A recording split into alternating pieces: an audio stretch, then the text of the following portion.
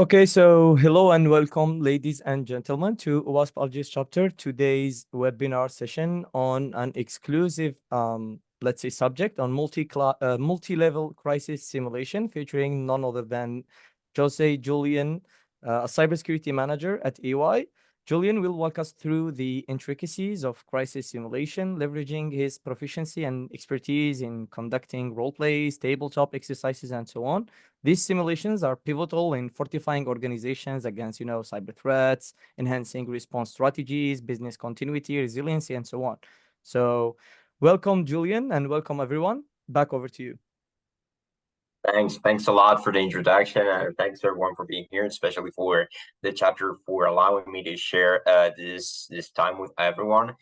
And basically, just to start this one off, I just want to talk a bit about my story with this sort of simulations and the importance that some of the companies I've worked with have put on for this type of exercises. So whether you are probably part of the people who participates on it, or who need to assemble such, or probably just to embrace the whole concept of crisis simulation as a host, as a participant, or simply drive it into your organization, there's always something you can come up as an output from it. And I remember the first time that I actually had to organize this sort of sessions.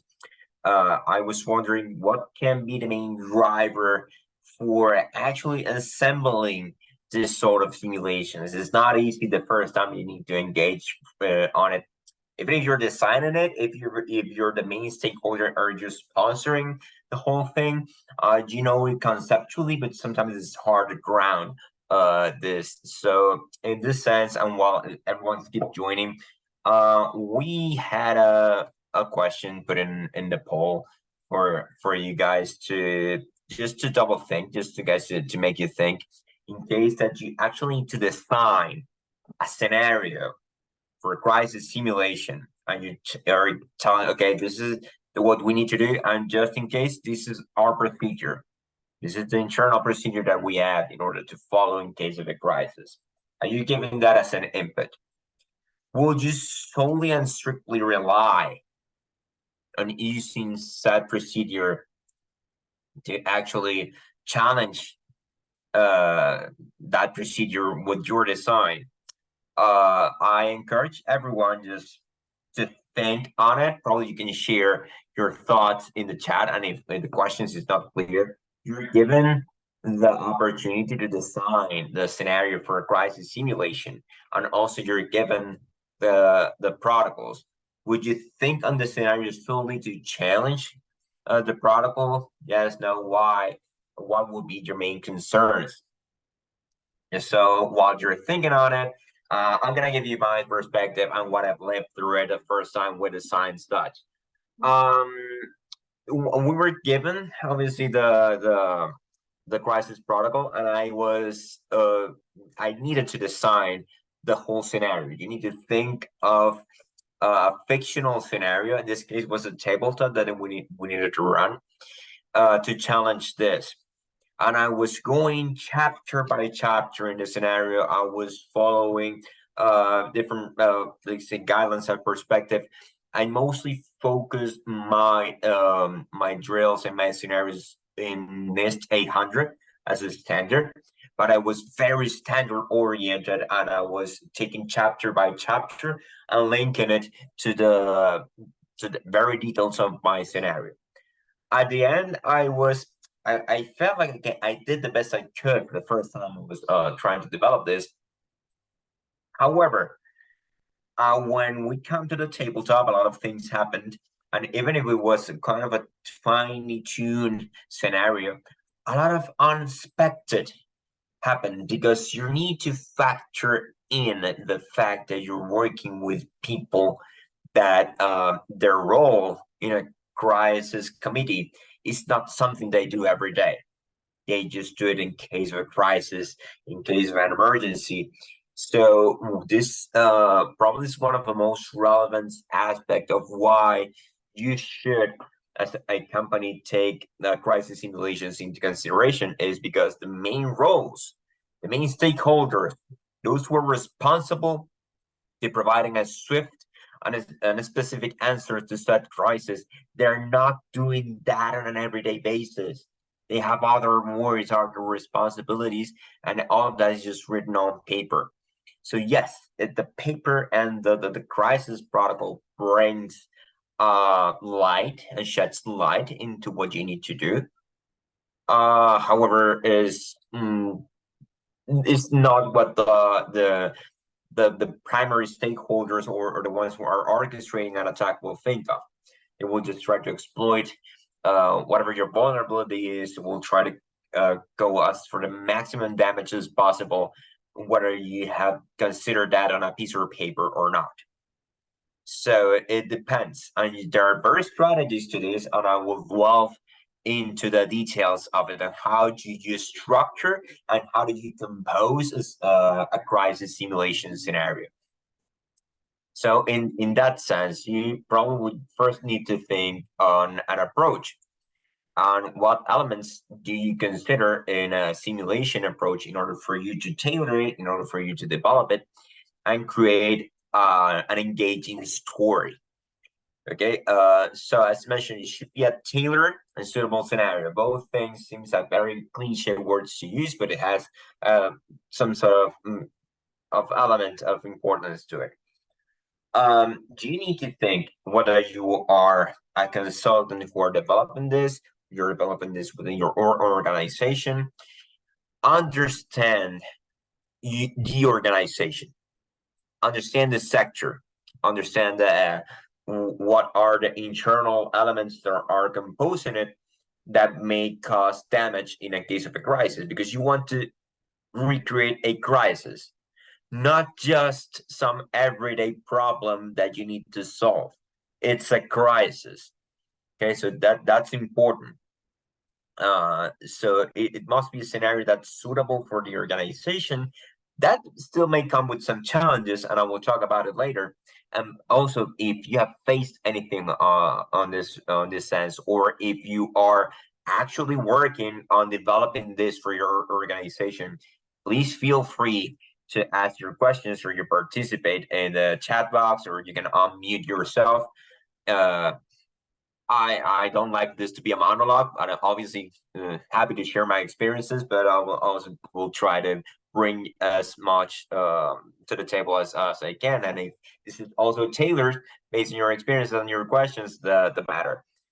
So yes, try to think of a scenario. Try to think of the participants. Who is taking part on the committee? How many people there are in the crisis committee if you're organizing a tabletop? Who do they need to invite in case this is an actual crisis? Where are they physically?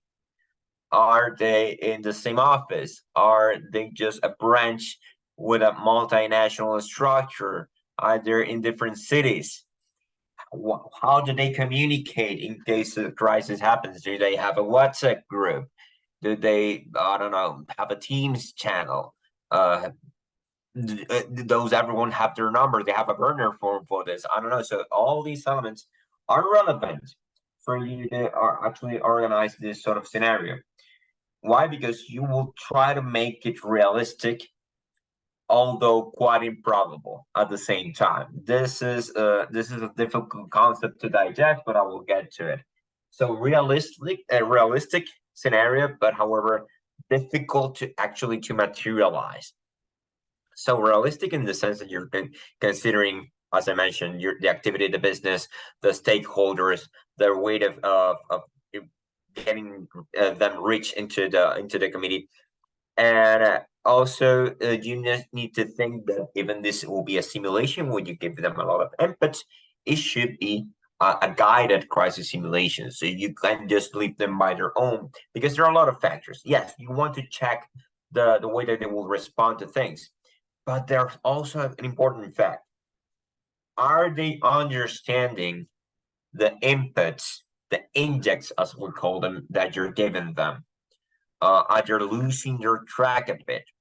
So there is rarely a successful simulation or tabletop simulation if you don't guide the people through it in case something is not clear.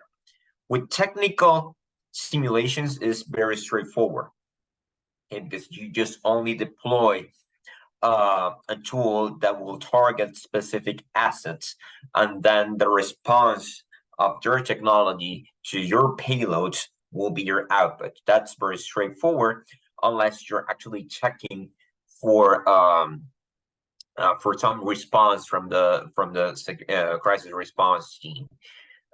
So you need to take all these elements into consideration to make your observations and recommendation based on what? On a lot of elements that you need to consider from the get-go. What are you testing? So in this case, important things. You are not testing the people, and you need to tell them this. You know why? Because people will think on the way of engaging with the simulation as is if a yes or no question. I got this once. I delivered a simulation. There were several ways to put it into action, and due to the nature of the simulation, we need to give them options. Okay, so closed options.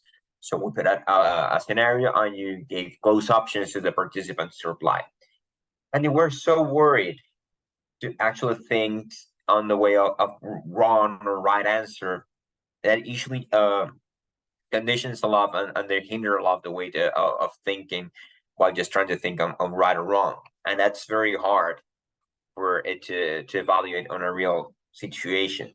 So you tell them at the very beginning, okay, you are not under the scrutiny. You as an individual, you're not being tested. We're testing your procedures as a company.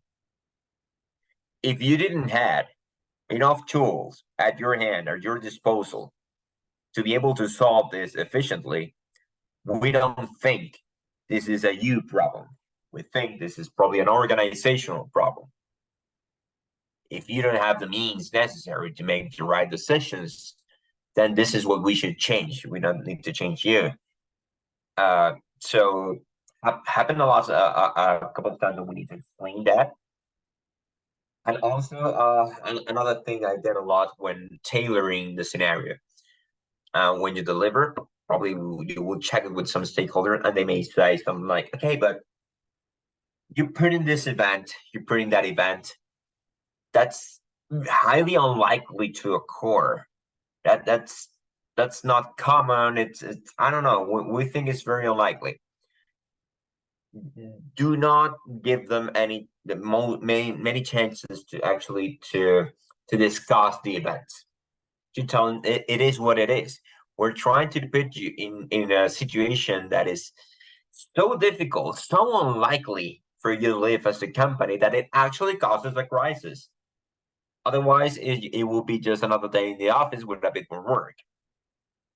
So you need to tailor a suitable scenario that, even if it's quite unlikely, you need to educate them into do not challenge the events. Just go through them. Just go through them and give them a hand to understand the scenario. For example, I remember one simulation that we did. It was a full tabletop. Okay, so for this, you need to create index for every role, or at least to try to do it for every role in the organization. And I remember that the first 10 minutes of the scenario, we just proposed it. Okay, it's this. It happens on a very early morning on a Monday, and you're given this input, and this sort of things are occurring. And I stepped back and I told them, "What do you do?" I'm not gonna tell them take your procedure, take this. I told them, "What do you do?" In the very first 3 minutes of the scenario, I thought they were actually going to physically engage into a fight. It was okay. Okay, no, stop. What are we doing here? So eventually they organize themselves, but you won't believe how common it is for people just throw responsibilities at each other.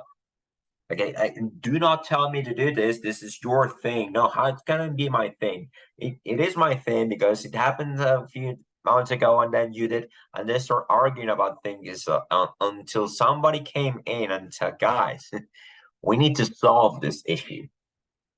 There is absolutely no sense in just finding someone guilty of something. So this happens a lot from the beginning of the elements when you tailor a scenario. So keep that into consideration. Also, the tools that you're going to use.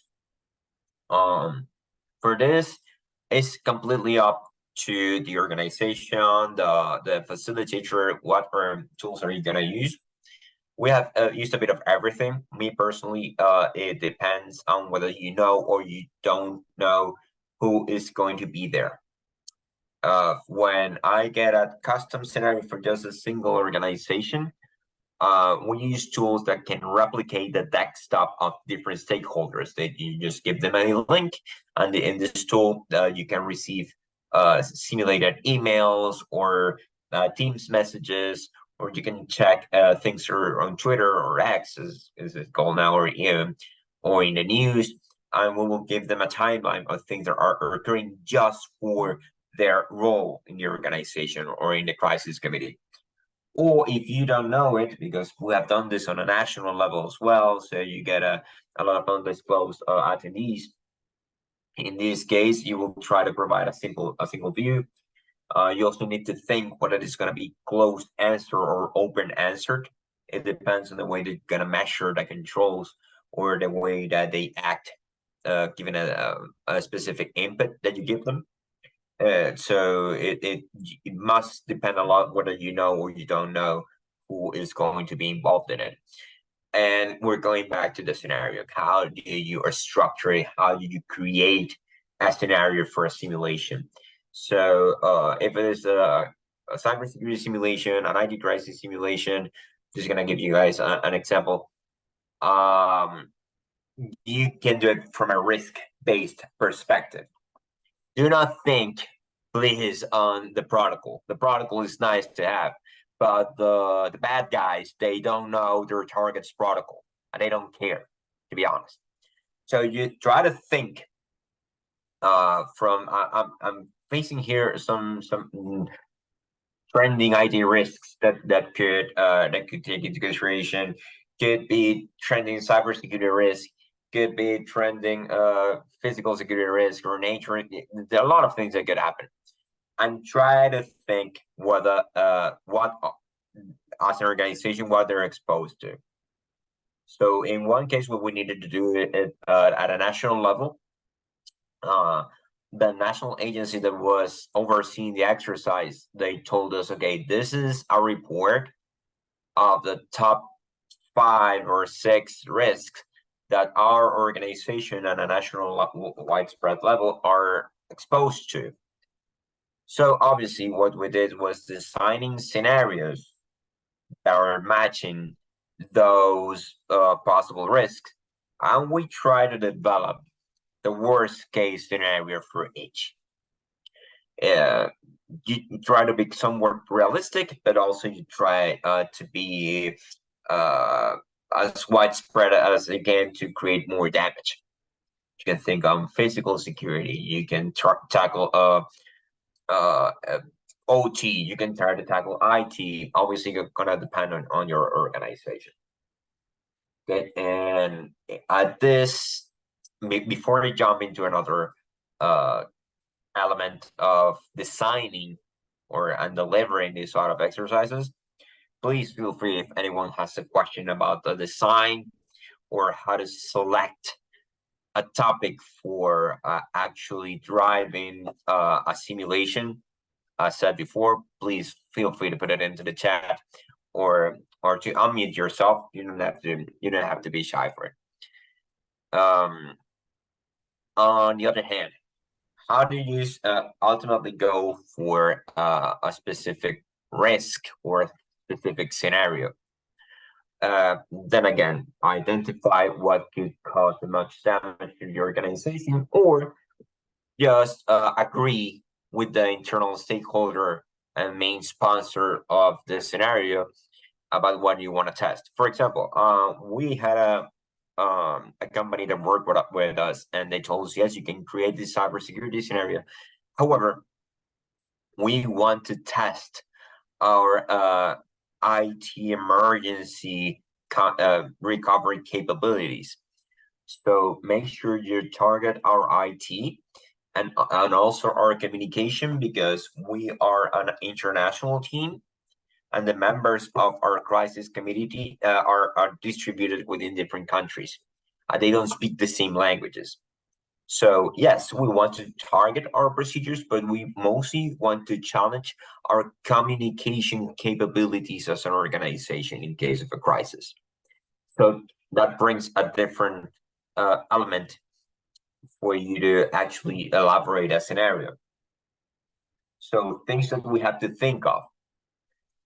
We created a scenario where, since their IT was being affected, they usually rely on Teams, on Microsoft Teams, for exchanging information and on live chat.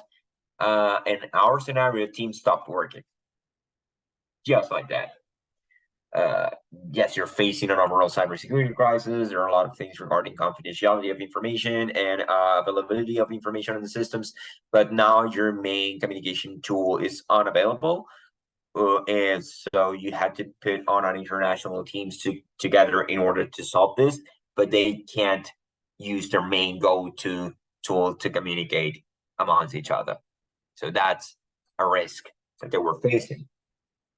And just long story short, they kind of went through it trying to use different tools we had at hand, such as WhatsApp, live text messages. We encourage them to actually use those during the simulation, but other elements arose as very interesting topic of discussion at the end of simulation. I will get to the outputs of it in a while.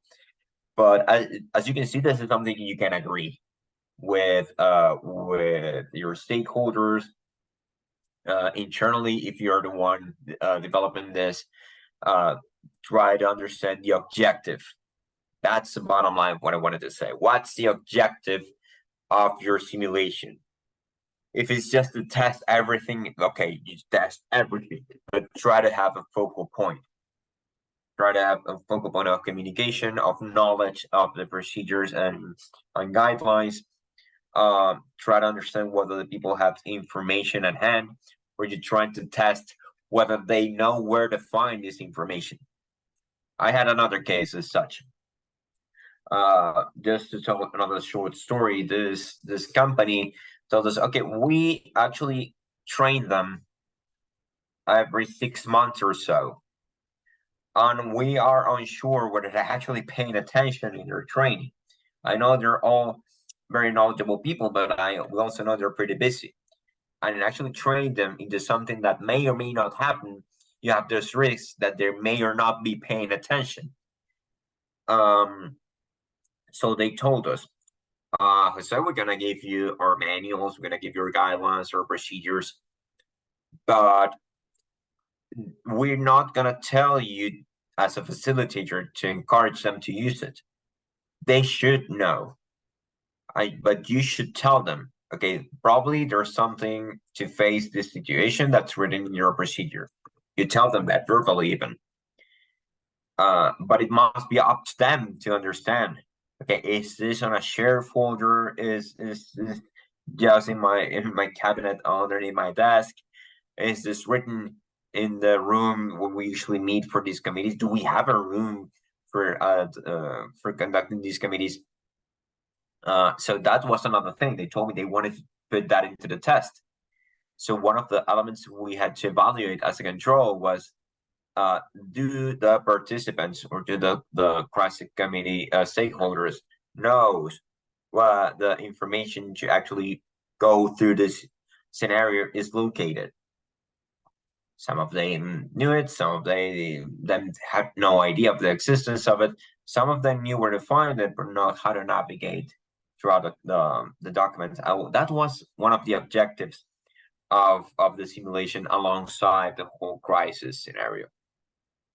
So having an objective that's clear, it's quite relevant.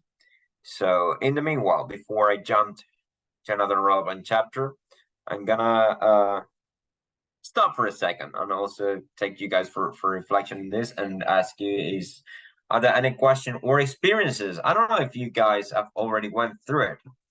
I would like to see some hands raised in case of if you have participated in this sort of simulations, or if on the contrary, you had to organize, you had to design this sort of simulations. And if you haven't, but you would like to, you can also put it on the chat, because I would like to hear your stories, or at least to read your experience into this sort of crisis simulation exercises.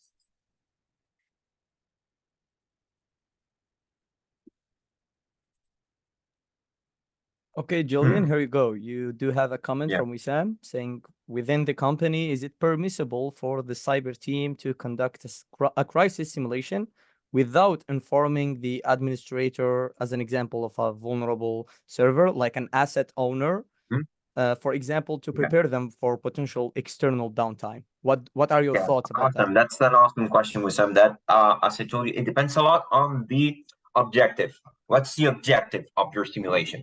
If you're going through a technical simulation and actually you want to, as you say, to prepare them in case something happens, you can just let them know just a bit. You need to filter the amount of information that you're gonna give them. You can tell them they're going to take part on a simulation, even in a tabletop. You can tell them it's a tabletop and ultimately being a technical simulation.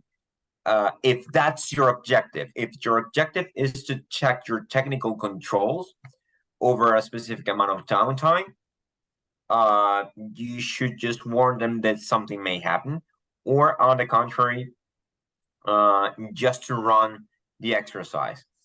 And you can simulate the alert that they may get and check their response. Or if the administrators are part, or they need to be within the crisis committee, and you need to run a tabletop, you just let them know there's a tabletop. And you're invited to a tabletop exercise that will take place on the 12th of June this year at 9 a.m. Okay, what do I need to bring into the table? Your presence. I'm not gonna tell you anything else.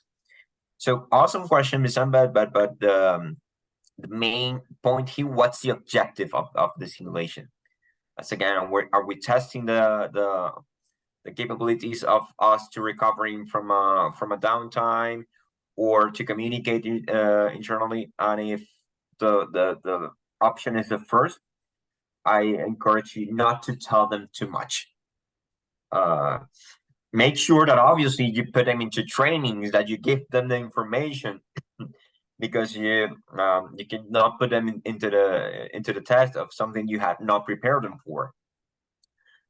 Yes, you're allowed to take them by surprise if that's the objective of your simulation. And thanks a lot for the question. It is an interesting example. Absolutely, Julian. Well, since we agreed to keep this webinar some sort of an interactive session, I'm gonna ask you a question. I mean, some of the attendees probably they are wondering, since we mentioned tabletop a couple of multiple times. I know some of the attendees might think it's a type of an exercise inside the crisis simulation field, but would you explain what a tabletop exercise is? Awesome. Good. So the objective of a tabletop is more of an executive decision-making exercise. Okay. If you go through your protocols and procedures, yes, there are a lot of technical elements that you need to take into consideration, but those elements are triggered by a series of decision makers within the organization. So a tabletop exercise will take place with the main stakeholders within a crisis protocol. They all have roles. So everyone who has a role in the crisis committee should be taking part of a tabletop. It will be let's say some sort of meeting. Could be on site, could be hybrid, could be completely online. And you have a facilitator, and that facilitator explain a series of rules. Usually it's time based. You have to keep the time on it, and you will explain a fictional scenario. Okay, guys, you're all here because in the previous hours we had these events going on. You started to experience an strange behavior on your systems. You're starting to be experience downtime on these applications.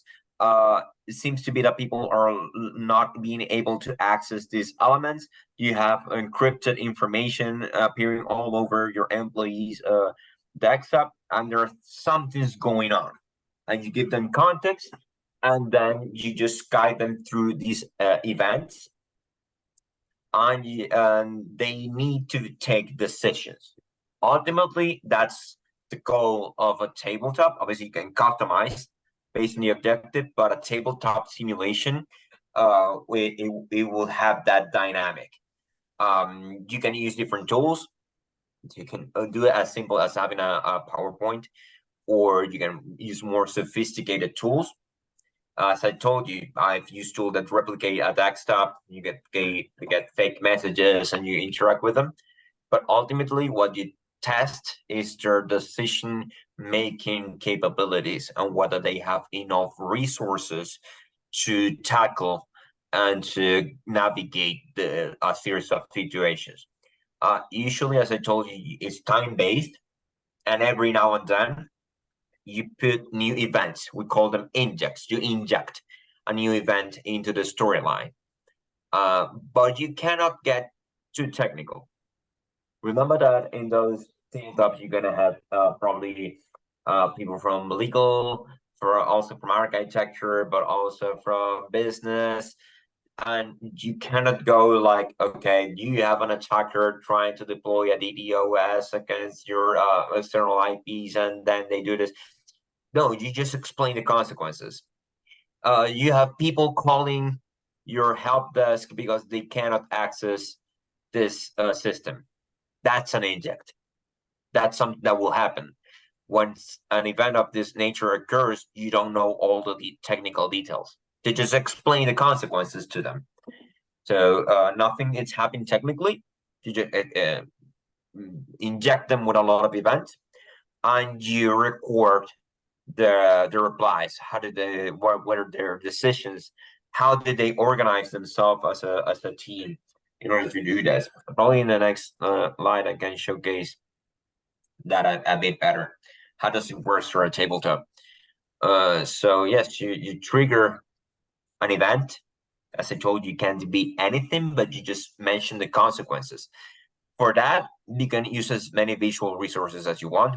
You have used AI generated videos. We have just used pictures, so we can just use a story where people are just calling, or you have clients calling, you have suppliers or anyone who's facing an issue by interacting with your systems. They're calling that something's not working properly, and a lot of things are happening at the same time. So you trigger it. As a facilitator, you need to encourage people by, okay, I know it's weird, but try to think this is actually happening. I'm going to challenge you for it. Try to encourage them to make decisions, to verbalize things, because in case something happens in real life, I know it's going to be a bit different, but we're expecting that you have enough knowledge or enough tools at hand to go through this situation. And one of the first things you expect from a tabletop is that somebody has the role of probably just managing the whole organization, or to lead it and say, okay, who's in this meeting, who's responsible for what should be our first course of action, and whose responsibility is to make the first steps. And probably I, as a leader of the committee, I just need to track all changes and just try to put a bit of a structure to this session.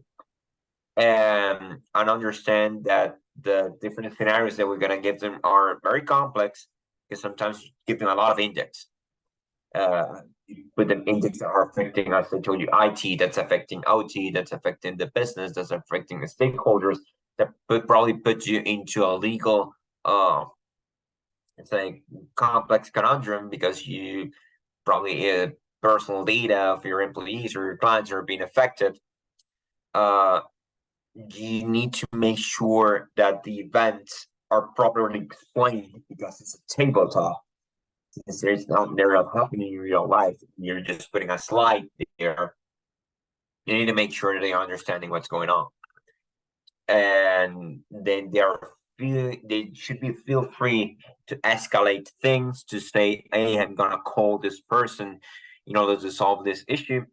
Simulate as much as you want or as you can while sitting on a regular some sort of meeting, and then again try to have this time based, in order for you to probably can break it down into, I usually break it down into stages or rounds, because if you stop for a second and break it down, you give them time to reflect on what they have done, and also you give them a sense of urgency. For example, something that I do is probably the first round takes the most time, give them probably for 15 to 20 minutes. And then over time, I reduce the time they have to respond to a situation, because you want to give them this sense of urgency. Okay, so thanks a lot for the question. I know it's been an incredibly long answer, but I wanted to walk through a full tabletop scenario for everyone to be on the same page. Absolutely, Julian. Yeah, definitely. Well, I have another question in mind. Maybe some participants are kind of shy. Probably they are thinking about it. So, crisis simulation and multi-level crisis simulation. What is the Mhm. difference? Okay, when you're thinking of multi-level, it's because, for example, when I said a tabletop, you're thinking about executive decision-making simulations. So that's one level on the organization.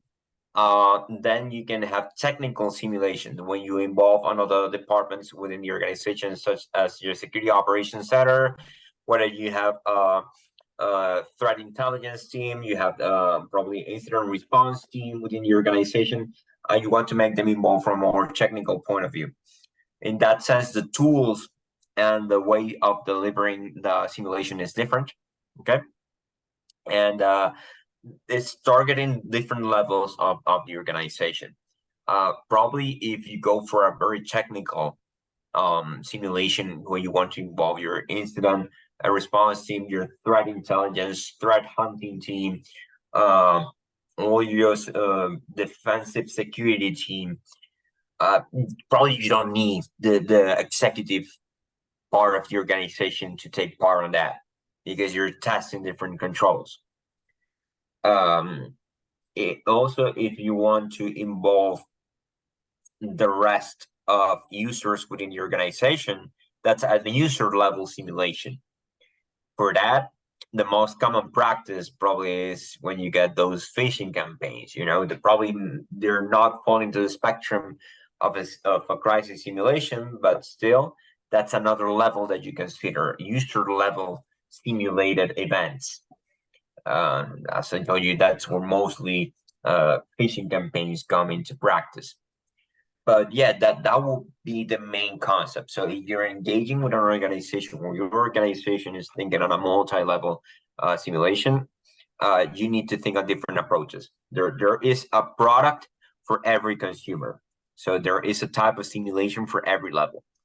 For small organizations who do not have a very large technical department behind it, usually the tabletop is their go-to, and then you go with different approaches depending on the size of the organization. Mm-hmm. Yeah, absolutely. Thank you, Julian. Yeah, well, for the attendees, if anyone has got a question or a comment or something, you can leave it in the chat or the Oh yes, Q&A. I think we have a chance Yeah. message in the chat. I don't manage crisis. I don't know working hour. We're only watch our injuries are available. Good, awesome answer. And going back to my previous answer, it depends on the level. So if you're doing it, let's go top down. If you're doing it on a tabletop, you simulate the non-working hours. You tell them, even if it's Tuesday at 10 a.m., you tell them, let's think this thing happens on a weekend, on a Saturday, very early in the morning, and someone is exploiting a one-day vulnerability, so you don't even have time to respond to it. So from a decision-making point of view, you're making them think. You won't believe the amount of times that we have thought into this, and we have the most various type of response, because you're simulating the time and you put people to think, okay, now it's not that time, but if it is a Saturday and it's 2 a.m. in the morning and this happens, okay, what would actually be the first thing occurring? Okay, maybe I get a call from the communications department that say our communications are being affected, and someone is monitoring, or the SOC has a procedure to alert me via I don't know, this tool or via an SMS. Okay, do I have the capabilities at this time of the morning to communicate with other necessary stakeholders? Is the SOC actually monitoring at that time? Do I have a SOC that monitors from non-working hours? If I don't, I'm just lost. So when you just tell them that, remember, this is simulated. This is for in the example of a tabletop. I'm just verbalizing it. You're already putting that person into thinking mode, and probably they will come up with the solution of, I will need to wait. I will need to wait until morning because I don't have these services probably within my organization, or I haven't used an external supplier, an external SOC services, for example, to solve this. Most of the time they do. However, you put them into a situation of who is taking turns into this event. If you're going through a technical simulation, going back to the previous question, you don't let them know that something is happening. And then again, if you have watchguard engineers, those watchguard engineers should have a response procedure, a response protocol, and that's your objective. I'm always going back to what's the objective of the organization. So if they have it, you're testing their capabilities of responding and communicating that they need to face this situation. And probably as a result of the whole exercise, one of the outputs of the issues that you need to solve is probably I need to subcontract this service, a service that I don't have, because my engineers they work hard, they're good, but they don't have enough hands to solve this issue. So I always recommend to put a bit of an element of non-working hours situations in your simulations. I'm gonna give you guys an example of something came up. There's a guy that told me, okay, we have many people on our committee that are distributed in different geographic locations.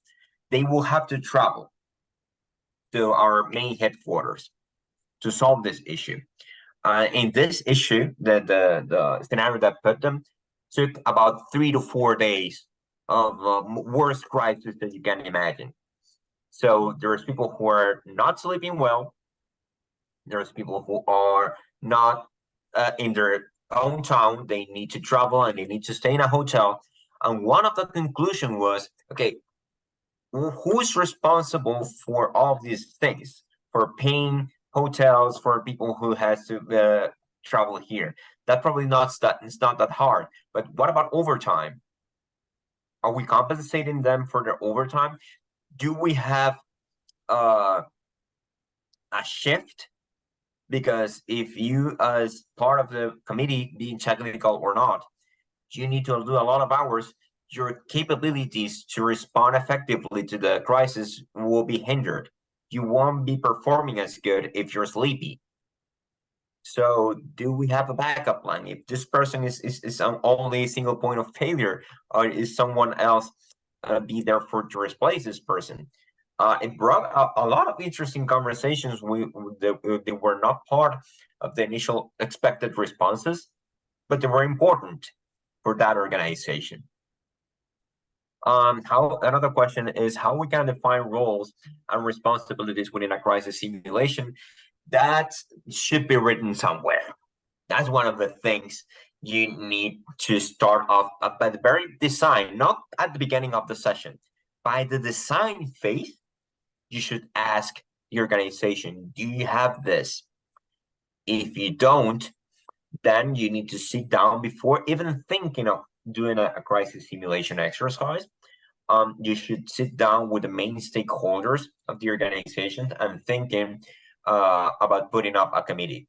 Probably you will use a template of organization, of a crisis committee, and go back to the organogram and try to put names into roles and agree that with the main stakeholders. And then you will not only put a name to the role, but what's that role let's say responsible of. You need to have training sessions.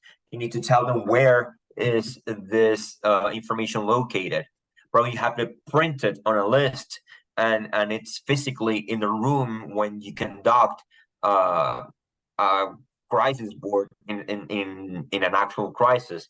Probably it's on a share folder, but this needs to be written somewhere. If it's not, that's the first step, and it needs to be internally agreed within the capabilities. If you put the head of legal department as communication with several stakeholders, that doesn't make too much sense. So that's one of the elements you need to consider at first. And when you actually go into the simulation, that's the first step. You give them a lot of bad things that are occurring, but you expect them to understand their role, and somebody must lead that. And that's one of the main roles, the crisis simulation leader within the organization. Yeah, I Julian. hope Actually, I was able to. Yeah. yeah. If I can add a comment on that, I mean, defining roles and responsibilities, whether it's part of the crisis simulation or overall the whole cyber program, I mean, it is important. It is part of the context establishment of the organization. When, as an example, the CISO, the Chief Information Security Officer, tries to establish his programs, he's definitely going to start with identifying, like you said, the different business stakeholders, different departments, defining roles and responsibilities for each process within the organizational context.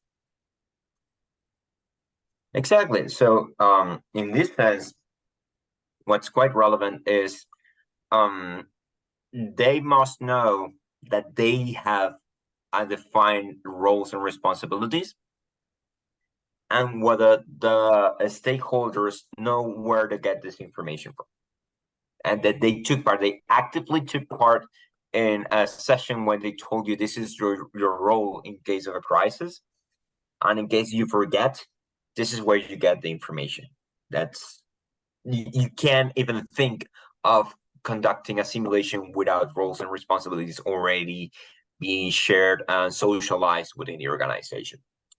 So that's key. Exactly. And you mentioned that the role of the CISO, depending on how the organization is distributed, yes, the CISO will take a quite relevant role, but not necessarily being the leader of a crisis committee. Yeah. It depends on how internally the organization should be structured. So another question Absolutely. here we have, what are the boundaries and limitations of the simulation? Means how far can we go? Is it based on the company defined processes? Then I'm going back to the very first question, guys, I gave you in the Q&A. You don't necessarily need to focus it on the defined processes. You know what? Because the bad guys, they don't know that company processes. They don't care about those company internal processes. Obviously, you want to put them into the test, and you need to agree with that with your stakeholders. So first, you need to agree on how far you want to go, and then it's how far you let your imagination to take over the designing phase. And obviously the things that you want to test. Do you want a challenge for an organization that uses a lot of OT? Let's target their OTs. for example, I'm gonna give you an example of something I did where I tackle a lot of different vectors. For a single simulation, we well, this was not OT, but we had to create an IT let's say disruption for the company. At the same time, they had to face a reputational damage. Okay, and the scenario. Remember when we was talking about risks? So this company told us we want to use the whole ordeal of the Russia versus Ukraine war as the scenario for our simulation. We're not taking part of this, but we know that some activists and some groups are targeting companies who side with each one of the participants of this war. So this may cause a reputational impact on the company. So we tackled IT disruption, reputational by doing some defacement or that letting their clients know that we're affected. Also, internal security, physical security was challenged in the same simulation where some insiders gain access to the company. You don't know at first stage what they got access to. You just know they break in. And another situation what I was mentioning before, the communications tools were not available. So how far you want to go? Agree that rather with the procedures, agree that with the main sponsor. Okay, whoever has the idea, maybe it's the CISO, maybe it's the internal emergency organization director, depends on the organization. Whoever is the main sponsor of this, try to embrace his or her vision and go as far as this person allows you to. But try to be creative. It's important to be creative in the design phase because if you just put well-known things, then it's not a crisis. If it's just facing a normal issue, there won't be a need for actually taking a simulation in place. So try to be creative and go as far as your main sponsor allows you to, and depending obviously in the target of the whole simulation. Hope I was able to answer your question. So moving on your questions we have here. How does a crisis simulation contribute to improving incident response capabilities? Yes, I understand the crisis simulation is related at first level with the executive stakeholders. How can we map between the strategic part and the operational part? Great, awesome. So as mentioned, remember what a few minutes ago I said as a result of this, somebody said, should we have another shift for people who need to work overtime? That's not a response you're expecting at the end of the session, but it will make people think. So in this case, Hisham, my main, let's say, output of all the simulations I have run is you put a situation where people think and they face situations they're not used to, and they just realized. They realize, okay, I don't have the operational capacity to overcome this. If this person didn't come with these fictional scenarios and challenge my procedures, I would have noticed this. So either they actually know it because they run a simulation or because they are facing a real crisis.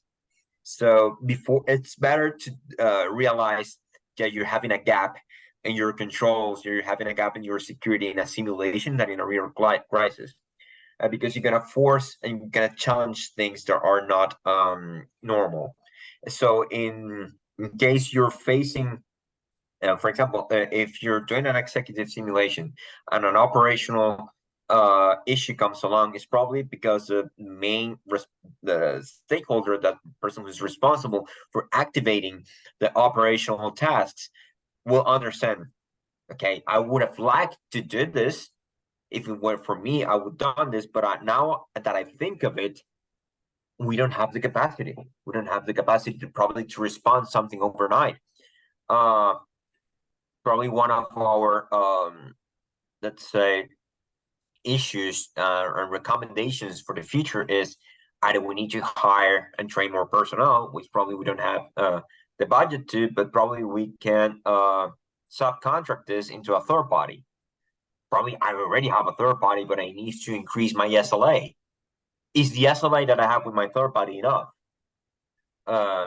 So as a result of these simulations, you will come with responses and situations you didn't thought of, just sitting on a table creating your procedure. Probably you need to update your procedure. So if you go for a technical simulation, it's more easier to link it with operational issues that you need to tackle or that you need to solve. But obviously, they're gonna escalate to the main decision maker. For example, okay, so we run a technical simulation, and it seems that all of our firewalls that are in our first line of defense were vulnerable to this payload. We hoped that we had a nice configuration for our first line of defense firewalls, but in this particular payload, we didn't. So what do we need to do? Do we need to change our line of defense, technical line of defense? We need to update the firewall. Do we need to buy new ones? Do we need to change our main vendor? They were supposed to be updated. What happened? So technically, if you're the operator, you need to go back and go to the main stakeholder and say, okay, these are the results. Please, decision makers, make decisions to make my life easier as an operator. But always, sometimes you hope that you detect these issues in a simulations and not in a real event.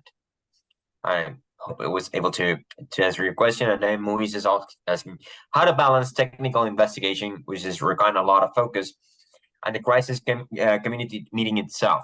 It requires a lot of communication. Personally, I cannot do both. Yes, communication and actually putting teams together to solve an issue is probably one of the greatest challenges. Okay, so in this sense, you try to separate what comes the investigation capabilities with the decision makers. And in other words, if you're gonna challenge their investigation and forensic capabilities, you only target the people who has these operational capabilities. You put them in a scenario that something that happened, and you check their capacity to actually bring information to light, to do forensics, if they're able to get information from those forensics, and what other type of replies they can do. That's one thing. And yes, you need to separate them. On the other hand, if you're going for the decision makers, you already give them pre-made, pre-structured pieces of intelligence and information. It can be made up by you. It does, and in this case, it doesn't really matter where if it comes from a reliable source or not. You just want to check their decision-making capabilities. In reality, they know the first team knows that they need to bring the second team as much information as they can collect, but it must be different. And bottom line, we go back to the objectives. We are testing our technical capabilities to do investigation, so that's one type of simulation. Are we testing our decision-making capabilities with the results of the investigation that we did? That's a complete different scenario or simulation, because usually the decision makers, they just lead, but they don't take like much technical part on the investigations, or they might, but it must be separate. I deeply encourage to take them in different approach, because even if there's a lot of synergies, the concept behind the simulation it's different. Ultimately, in case something happening, those actions are already put into the test, even if they're in different simulation, because usually the main stakeholders are aware of what does their team it's able to collect within an investigation. Okay. We have another question here, which is talking about procedures. Would you mind sharing some recommended references that we can use to develop our procedure for crisis and incident management, utilizing best practices? Without making more complex my response, I will tell you can focus on NIST 800. NIST 800 provides an overall, let's say, approach by phase. A phased incident response approach from preparation to identification, contingency, etc. And it brings guidelines, but it's not enclosed, so you as an organization can custom your procedure around it.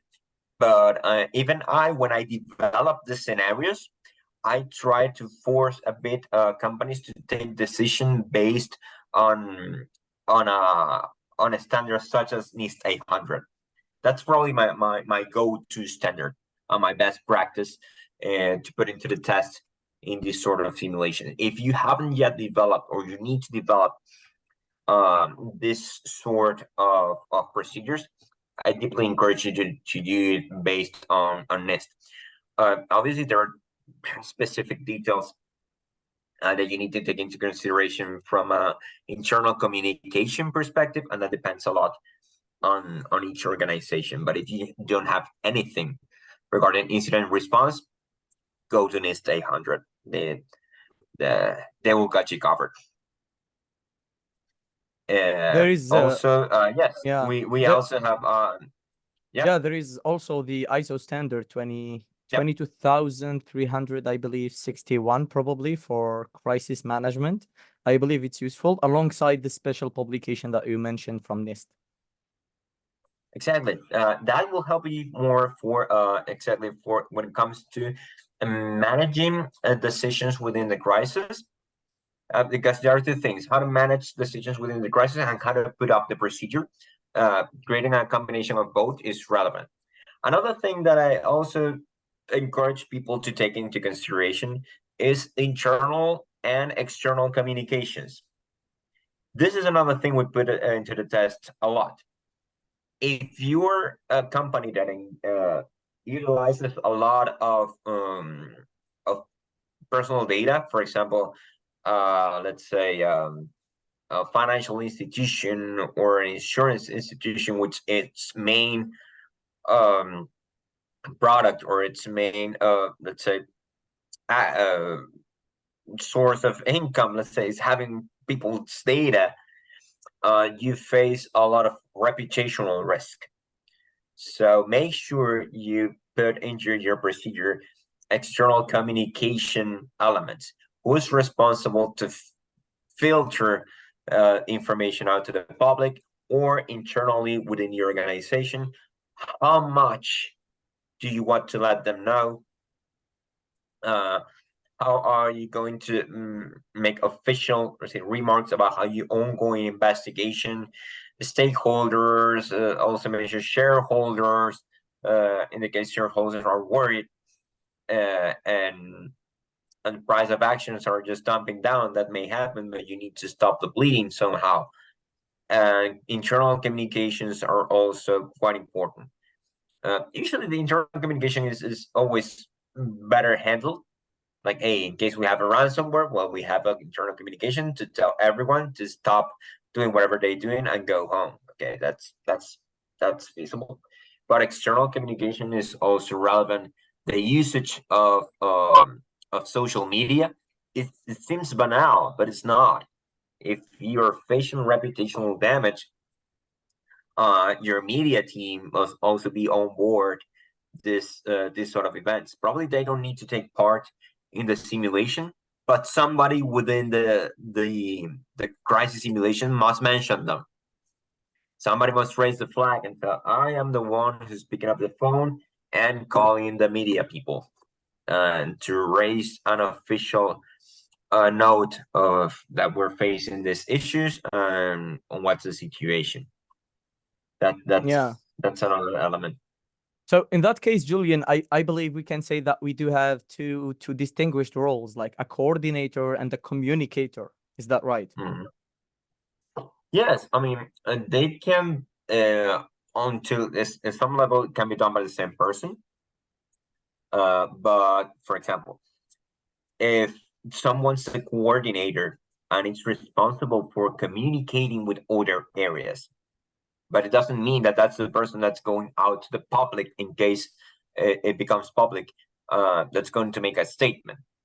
Probably it's going to be a more exposed face of the company. It happens, for example, nationwide.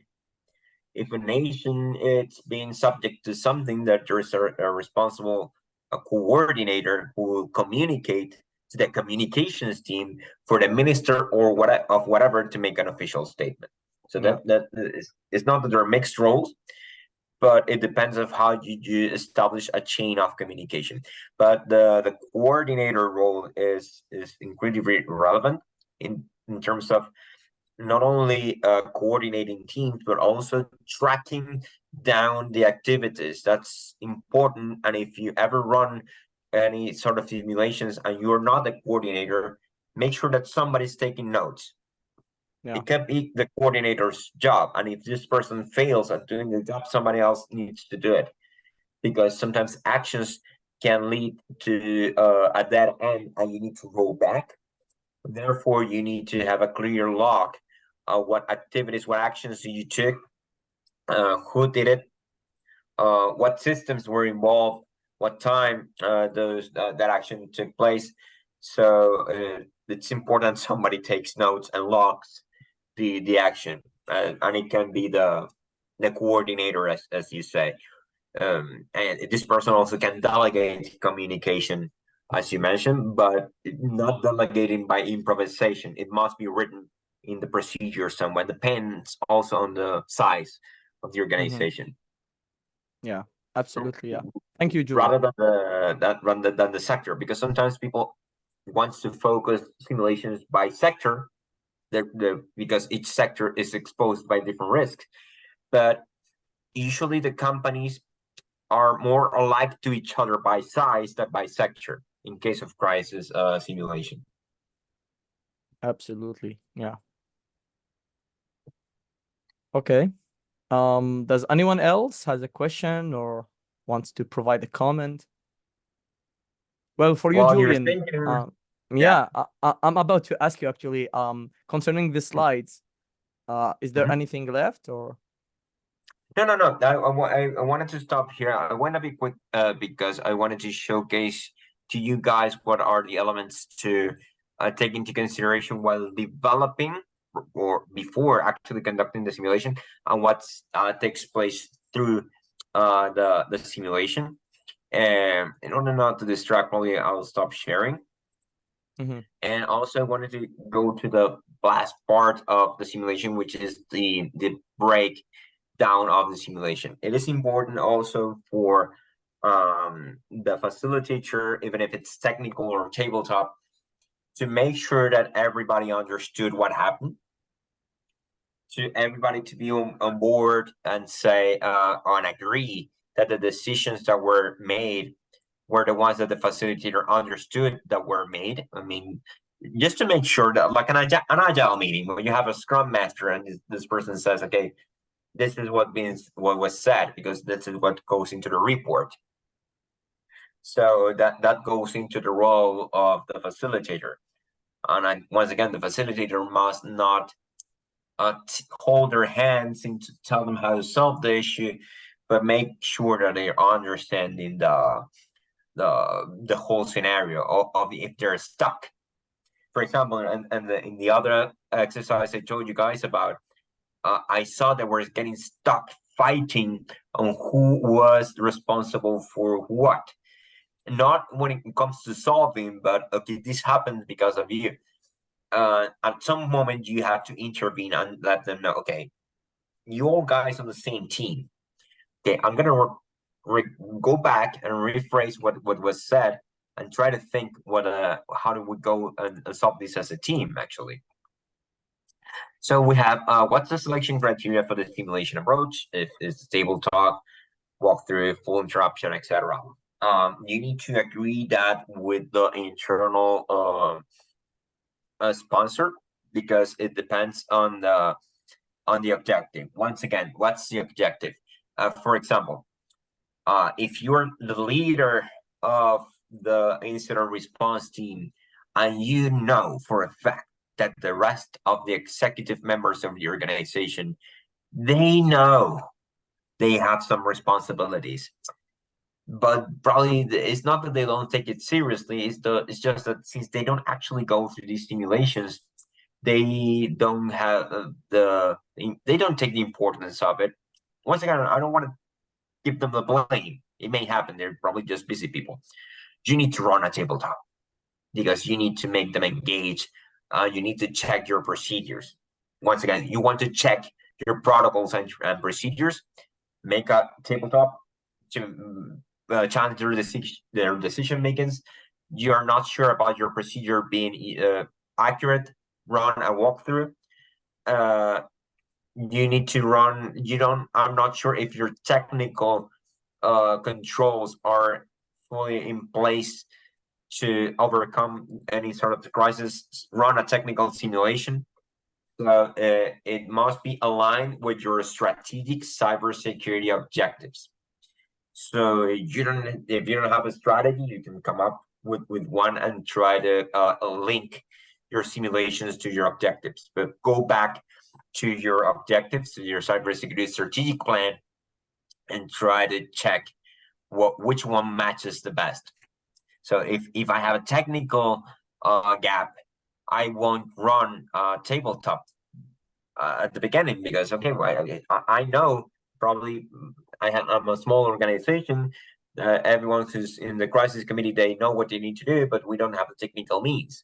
So you must probably run a technical simulation to understand the capabilities of our technology and infrastructure.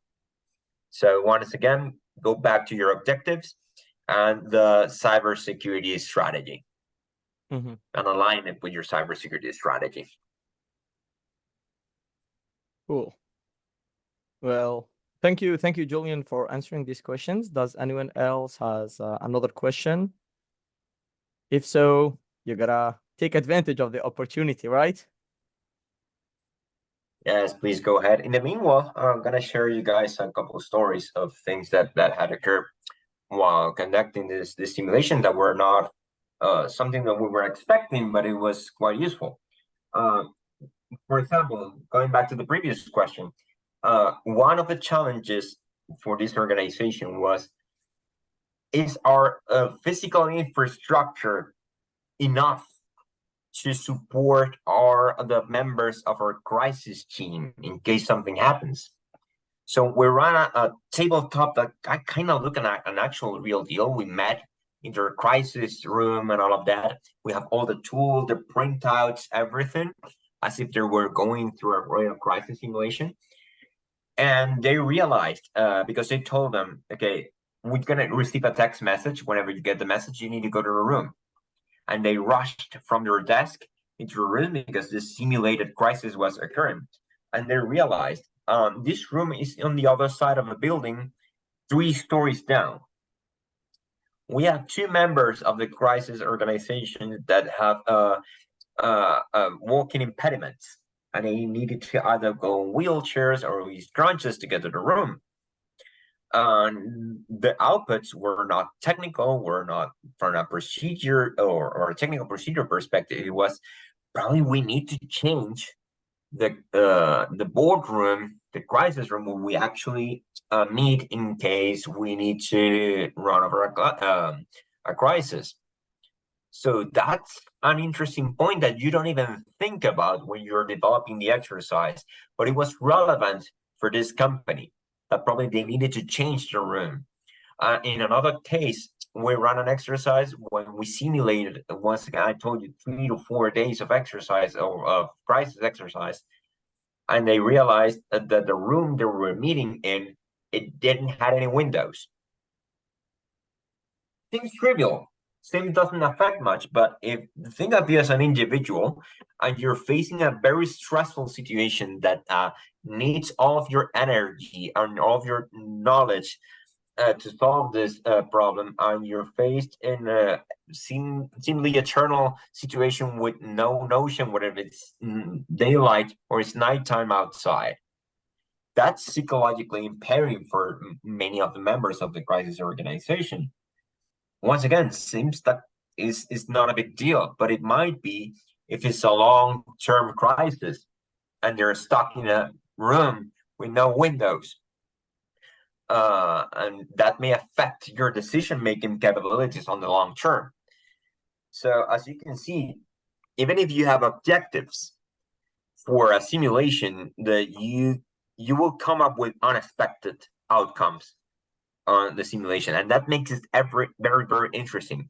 I have done a lot of them as a facilitator and as an organizer, and even if I think I've seen it all, it's not true. Every time you go to a different organization and you run things with them, you will see different situations based on their context, on the way they're internally structured, the way that the roles are distributed, or even how physically the organization is. In case they don't meet physically, the other example I told you guys about, this was an online simulation because the teams were distributed in 3 different countries, and they wanted to test their communication capabilities. And not only communication, but reachability. If you're a member of a crisis organization committee, you need to be reached out in case something happens, especially if there is in non-working hours. Probably you get a notification via, I don't know, by Teams or by the text message or an alert in a specific application. You need to run a reachability test every now and then. Probably not a full simulation, but I'm just gonna test my tool on a weekend on the afternoon. Probably it's not a real case scenario, but I need to test whether the members of the crisis organization are reachable. Because, for example, let's say I'm a member of a crisis organization. I like to golf on the weekends. Let's say I go to the golf course and I'm on the 9th hole, deep into the nature, and I hardly have any data coverage on my phone. If there's a crisis in my organization, am I going to get the message? Am I going to be able to get a notification that I am needed in order to participate in a crisis committee? So that's another test you must run. It's a one-off. It takes a little time, but that's also another element that we added as a recommendation, because we put them into the fictional scenario that was happening during off work hours, and they told us, like, okay, probably I think we have a good system, but probably some of us won't know that this is occurring if we don't have access to this or that system during non-working hours. So our reachability test of the key members of I say the committee, but also the technical incident response team, it's also relevant. Also, you can check whether, if it's a technical simulation, the capabilities of your SOC to be able to communicate with the main stakeholders. I mean, the SOC is just going to be an ever vigilante team, but ultimately probably just they have notification capabilities. If it is a big crisis, they need help and they need to notify someone else. So to testing capabilities to be able to notify and to summarize the details of an incident is also relevant. So that also has come up as a result of our simulations, and we didn't expect it sometimes to get those results, but it's interesting because it's better to be aware of those tiny issues on a simulation than on a real-time crisis. Yeah. All right, Julian. Well, we will be concluding this webinar in around 10 minutes. So in case any participant has a question, we'll give them some time probably to think of a question. If not, we'll try to conclude this session. Yeah, if not, guys, if probably not right now, but probably you're about to engage in something similar in your organizations.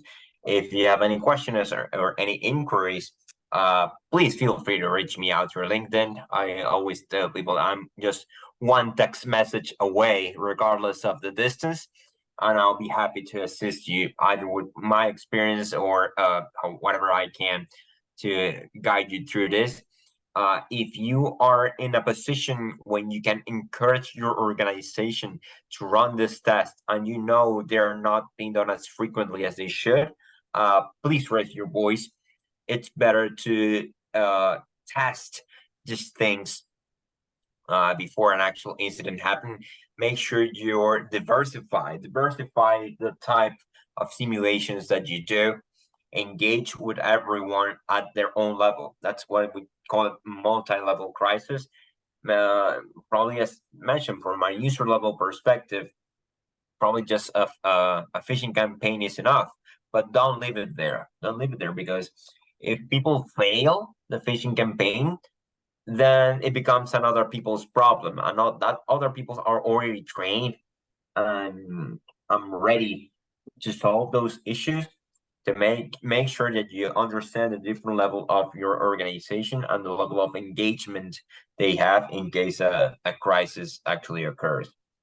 If you're no other questions or comment at this stage, regardless of that, I really appreciate all of your questions. They were really interesting, and brings me back to the very early days of me putting up these exercises, when you have a little idea of what you want to accomplish, and all of a sudden a lot of different items that you didn't take into consideration while putting on a simulation. And if you happen to be in that situation, please feel free to reach out. Absolutely, And once absolutely, again, Julian. thanks to the chapter for this space to talk about this interesting topic, to say the Yeah. least. Thank you, Julian, actually, for sharing this wonderful insight, and giving back this type of knowledge and expertise back to the community. So I really appreciate that on behalf of the OWASP Algiers chapter, behalf of the Algerian community as a whole. So, like you have heard the man, if you have any question, you can, post it right now, or you can feel free and reach him out in his LinkedIn account. So for you, Julian, we will be providing you with an attendance letter if you wanna establish some CPA credits. And also for the participants, if anyone has a membership with ISC2, ISACA, or other organizations that require CPA credits, feel free to reach out, and we will provide you with the certificate of attendance. So thank you again, Julian. Thank you so much for sharing this tons of knowledge. Thanks for the participants for arriving and coming and asking their questions. We hope it was beneficial for everyone. And what can I tell you? We will see you soon, hopefully in the next session. Thank you, guys. Thanks all the participants. Thanks the chapter, and hope you have a nice rest of the day. Absolutely, Julian. Have a great day. Thank you so much. Thanks Take a lot, care. everyone. Bye. Bye-bye. Thank you, Wissam. Thanks, Muiz. Thanks, Idir. Thank you, everyone. Take care of yourselves and have a great evening. Thank you.